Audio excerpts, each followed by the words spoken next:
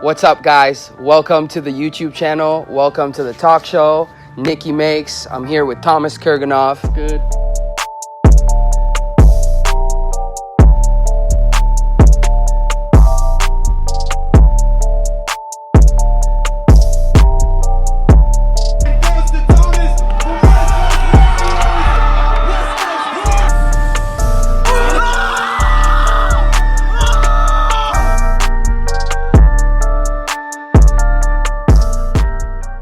All right, so bro, really happy to have you on the show. A lot of people are big fans of you. Let us know. So you're 19 years old. You've won countless competitions at this point, locally and internationally. You were in Dubai last year with WCO. You just got back from the World Cup stage in Colombia where you got second place. So just let us know, when did you start calisthenics and how did you start?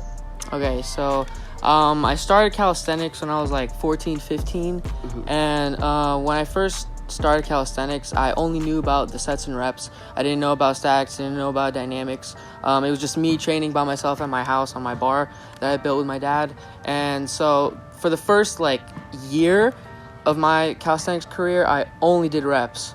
That was it. And so that's how I really got my foundation of strength through reps. It was just doing reps every single day, and I knew nothing else.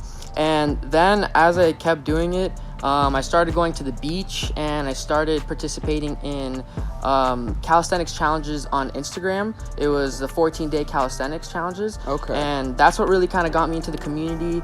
And then I met McSpicy through Venice Dynamics, and he introduced me to the first Muscle Beach competition that they had at Venice.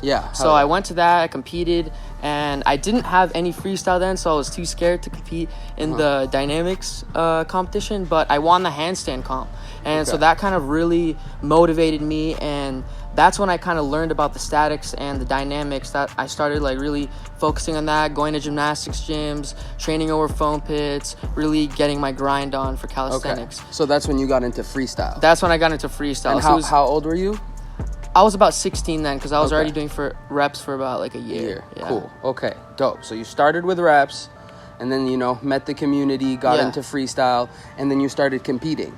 Yeah. So I started just going to the weekly Sunday meetups that they had at Santa Monica. What really got me hyped about it was I would just go to Santa Monica with my friends, and I would see all the guys doing crazy tricks, backflips off the bar, and I was that's when I knew I was I want to do that. And as soon as I started getting 360s and some tricks, some spins, I knew I was hooked. I knew I was addicted. I knew that's what I wanted to do. Set my mind on that. Hell yeah, bro. And now you're one of the best that ever did it. That's awesome.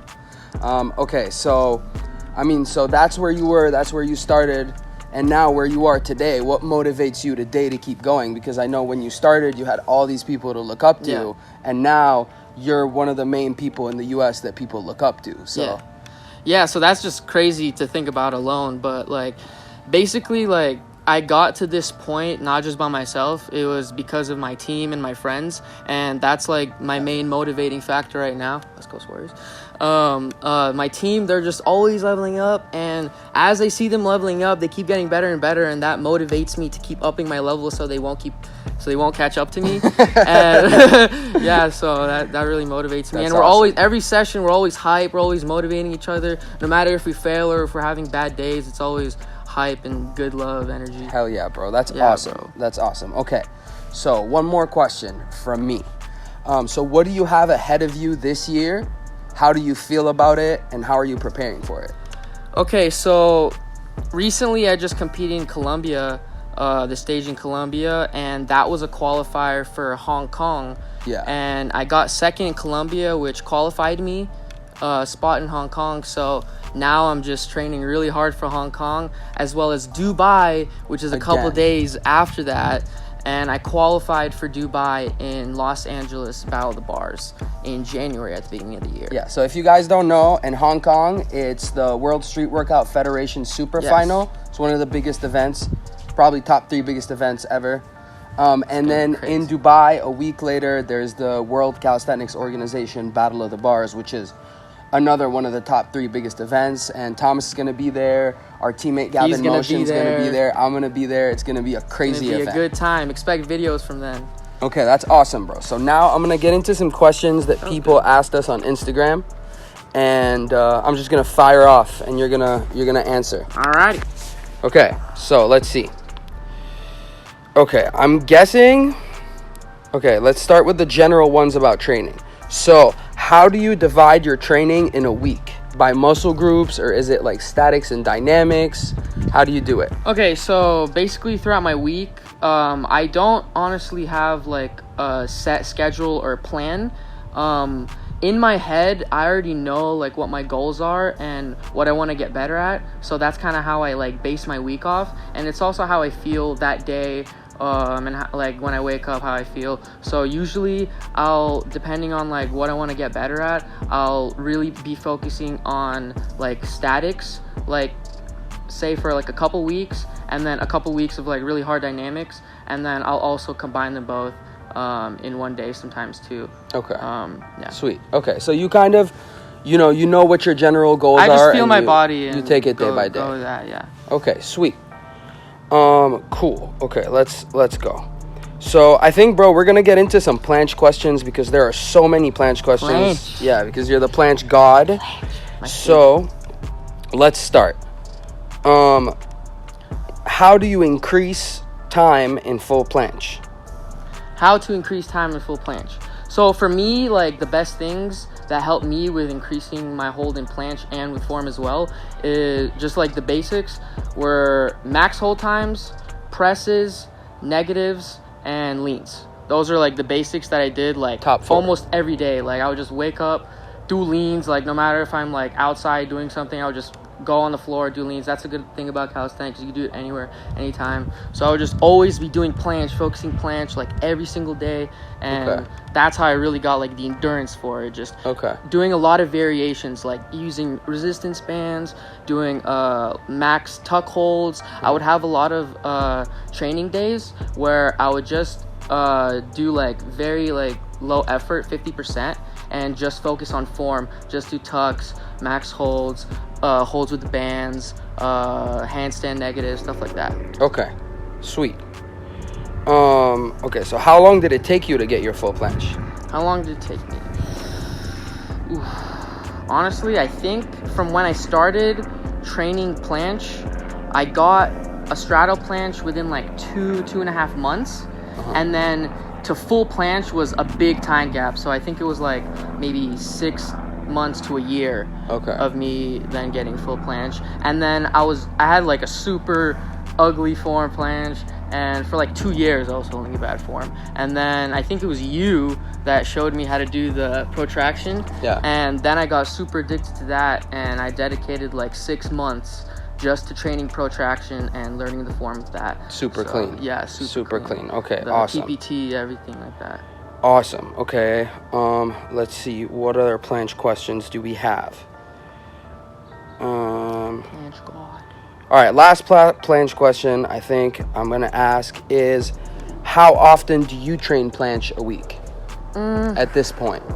At this point, I do planche every single day, and I train planche every single day. But I'll have some days where I won't do a lot, and I'll just do like maybe some leans or maybe just a couple holds, a couple attempts throughout the day, and it won't really be a workout. It'll just be like me trying it. Cool.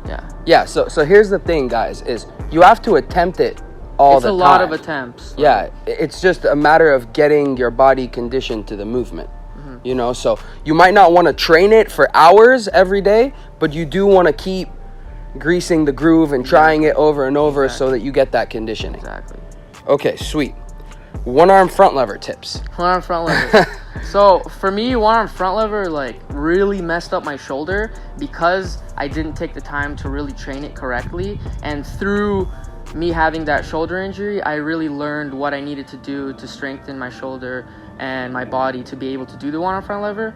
And the exercises that I found that were best for me and my shoulder were one arm hanging leg raises, a lot of one arm tuck holds, and then a lot of work with the ankle weights. So a lot of raises, a lot of max holds. You could put on ankle weights and then use a resistance band as well. That's a super good one. Yeah. Sweet. Yeah. Okay.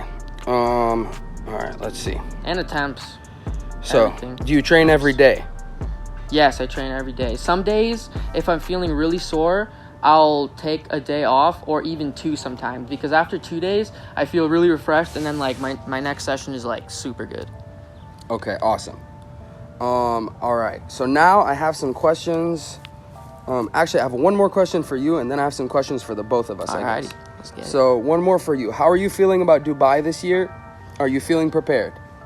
I'm feeling a lot more prepared and confident than I was last year, just because I don't want what happened last year to happen again, and I know why it happened, so I'm really focusing on my endurance this year and just being healthy going into that competition, and I think I'm feeling a lot better. I'm really confident, and I'm ready to get redemption this year. Hell yeah. Let's go. Awesome. Okay, so now we're going to get into a couple questions for the both of us, I guess. Let's see. So what was both of our biggest inspiration when we started Streetworkout, and when did we start? So Thomas already answered. He started basics when he was 14, and he started freestyling when he was 16. And who was your biggest inspiration when you started? When I started, I really followed a lot of the strength guys like Frank Madrano, Hannibal King, guys like that. OGs. They really inspire, like OGs. Yeah. Okay, hell yeah. The rep OGs. Cool. So for me, I started when I was 23. I started 3 years ago. And, I mean, when I started, my biggest inspiration was, like, the California scene, you know? Just in Shape, Tatted Strength. Venice Dynamics, that's also what really... Yeah, those dudes. Those you guys were huge. And Raw movement. Yeah. And, I mean, obviously, the bigs, like, Eric Ortiz, Victor Kamenov, those guys, still my inspiration to this day. Of course. But, yeah. That's about it. Okay, so what kind of mental preparation and rituals do we have during training for battles? Okay, I'll let you start. Okay, so kind of when it gets closer to like competition, me personally, in my training, I like to kind of I do it a little differently. I like to really focus on my sets and drilling them until I'm fully 100% confident with them. And I kind of almost don't always have prepared sets. I just have like combos and like 3-move combos that I know I could always do, and things that are like my safe tricks, so that even when I'm really tired, I know that I can execute them. Hell yeah. Yeah. Hell yeah. I mean, I would say it's pretty similar for me. Honestly, you're going to get similar answers from us because we're teammates. Yeah, and we train together. We train together, yeah, and like, yeah. So, I mean, same thing. One thing I definitely like to do is I like to take the time before battles, you know, a week before, 2 weeks before, on a regular basis, to just have like a visualization session where I actually go through my combos in my head. I don't have the combos necessarily planned out, but as he said, like, you know what you can do, and that's part of battling. You got to know when to do it in the moment. And if you've run through it in your head, I feel like it makes you more prepared to throw down when you have to. Exactly. Okay, sweet. Let's see. So one more question. Yeah, actually 2 more questions, and then we're gonna wrap it up. Let's get it. So, what people inspired you when you were still learning? You answered that. What cool move do you like but you cannot do? Okay, so I can answer that right now. I'm gonna say Super 5 or Super 5. Yeah, Super 5 or Power 5. Yeah, Super 5, Power 5. Yeah. I would really agree. Want that. That's just like a mental one for me for some reason. I don't know. I've hit my feet on the bar too many times doing it. Yeah. So it's just kind of like in my head, but I'm not gonna let that stop me. I'm gonna get it. Yeah, you for are. sure. I'm gonna get it. Yeah, I would see all agree. these crazy guys throwing it. So I would agree. That and probably 720s and 900s. 720s. Next level. 900s. I mean, you have the Supra. That's definitely a goal. 720 is on my list to get consistent next. I think you got it. Okay, so last question is gonna be, what are some mental obstacles you've encountered and how did you deal with them? Some mental obstacles that I've encountered were mainly just through my training, like when I'm like not having a good training session and I know that I have like certain tricks on lock, and then just one session I lose them all and I can't throw anything. Before, that used to really like discourage me, and I used to get like frustrated and just really upset. But now I've like learned that like it's part of the process, and that happens to everybody, and like we all have bad days. So like just staying consistent, and like it's better to have like those bad training sessions rather than not training at all. So you're still like drilling it, you're still making progress, and that's what really helped me a lot. Yeah, I absolutely agree. I'm gonna touch on that a little bit. I definitely think that it just takes time to understand the process and to understand how your body goes through the process, to understand the fact that not every day is good, but even the days that are not good at all count just as much as the good ones. The good ones are just a reward, but the truth is every single day counts. And, you know, whether you think you reached your goal that day or not, you did get a step closer to understanding your body. So that's one thing I've had to deal with. Another thing that personally I've had to deal with, and I know my teammates have too, is expectation. Like a lot of times we come in with certain expectations into the sesh, and then if we don't meet them, it builds up and turns into bigger expectations for next sesh. And it's just kind of like a system that's set up to, you know so what instead I mean? of like coming into the sesh, for example, saying like I have to hit this trick, I have to do this combo, maybe instead go into your sesh being like, I'm super excited to hit this trick or this combo, I can't wait to hit it, you know. Yeah, you don't that have way to do anything. It changes your mindset, you know, and you're just more hyped and you're ready to, you're positive, and you positive. look at the little things as wins. Like sometimes you go into sesh and you're like, okay, I want to hit Ganger today, and you're drilling it. And it's not working out. Exactly, it's not working out. But you can still, you know, you still notice that if you threw it 20 times and you didn't get closer, at least you learned how to not do it. Exactly. You know, you're going to come back another day, and that's your next session is going to help help you. you know, one step closer to it. So Exactly. So actually shifting your mindset from looking at what you have to do and what you're not doing right to, you know, the little progress that you made, and either you learned how to do it right or you learned how to not do it. You know, so all that helps. And all of us, I can speak for all of us on our team, like we've all drilled our tricks like 1,000 times over, and we still just completely forget sometimes and completely mess them up. And it's like, you know, why, you know, but it happens to everybody. It is what it is. So it's like, it is what it is. Process. And yeah, exactly. And through the process, I feel like exactly, you learn about your body, like Thomas said, and you learn that certain days you're feeling it, and then every once in a while there's going to be a day where you're not feeling it, you know. But if you're a competitive athlete, you got to know how to set yourself up for success. How to, you know, you might not be feeling it. Yeah, you might not be feeling it in training, but if you have a competition in 3 days, you know that if you don't touch the bar for 2 days, you're going to be feeling it on the day of the comp. So it's like he was saying, you learn your body and you learn your mind. Exactly. Sweet. Okay, cool. I think we busted them all out, bro. Always remember to ascend. West Coast Warriors. Thanks again to Nicky for having me on his YouTube and talk show. Brother. It's been awesome talking to you guys. It's a pleasure. Answering these questions. Hope you guys learned something. And hit us up with more questions if you want another one of these. Yes, hell yeah. Cool. If you want Thomas on again, let me know. I'm going to try to bring you guys someone new every week. And yeah, thank you guys for tuning in and being part of the movement. We have a lot of plans coming, West Coast Warriors. Yeah, big plans coming. So just stay tuned. If you like this type of stuff, like, subscribe, drop a comment, and keep seshing. Thank you guys.